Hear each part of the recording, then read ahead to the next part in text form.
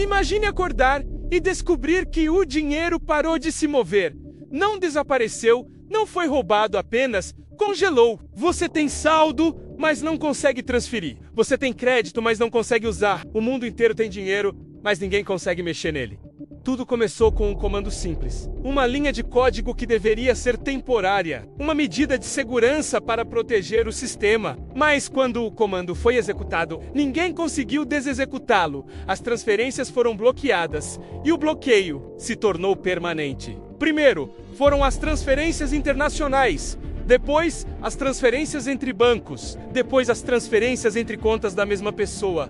E, finalmente, ninguém conseguia transferir nada para lugar nenhum. A economia inteira estava à beira do colapso. Sem transferências, o mundo parou de funcionar. Empresas não conseguiam pagar fornecedores. Fornecedores não conseguiam pagar funcionários.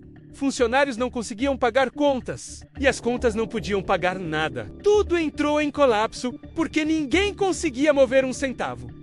As fábricas pararam. Os supermercados ficaram com as prateleiras vazias. As pessoas presas em suas casas viram os avisos de corte de energia e as ordens de despejo se acumularem sem poder fazer absolutamente nada. A prosperidade do dia anterior se transformou no desespero silencioso da paralisia financeira. Bancos tentaram resolver. Engenheiros trabalharam 24 horas por dia, 7 dias por semana.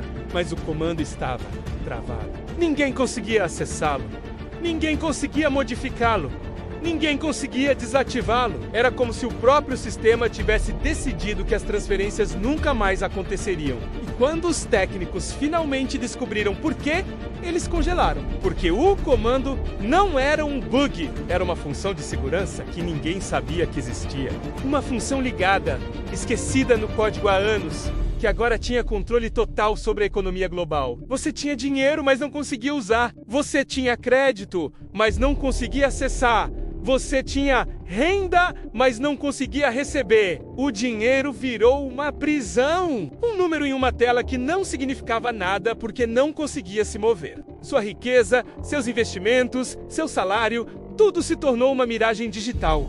Você podia ver, mas não podia tocar. O sistema que prometeu liberdade financeira se transformou na sua jaula. E o mundo assistiu, impotente, enquanto a própria ideia de valor se desfazia. Quando a investigação finalmente revelou a verdade, descobriu-se que o congelamento não era acidental. Havia uma razão. Uma razão que os bancos conheciam, mas nunca revelaram. O sistema havia detectado um padrão de fraude tão grande, tão distribuído, que a única forma de proteger a economia era congelar tudo, literalmente tudo. Nenhuma transferência, nenhum movimento, nenhuma circulação, apenas espera. Uma pausa forçada, imposta por uma máquina para impedir um roubo de proporções apocalípticas. Enquanto o sistema tentava se proteger, pessoas morriam, hospitais fechavam por falta de pagamento, medicamentos não chegavam, comida não era distribuída, pessoas perdiam casas, perdiam empregos, perdiam a esperança. Tudo porque o sistema decidiu que era melhor sacrificar a economia do que admitir que havia sido roubado em uma escala inimaginável. E a coisa mais assustadora, ninguém conseguia questionar a decisão, porque a máquina havia decidido que era o melhor para todos. Um sacrifício necessário, ditado por um algoritmo frio e implacável. Se o sistema consegue congelar todas as transferências, ele consegue congelar tudo. Sua vida, seu futuro, sua liberdade. No próximo episódio, quando o dinheiro deixa de existir fisicamente e você fica completamente dependente da máquina.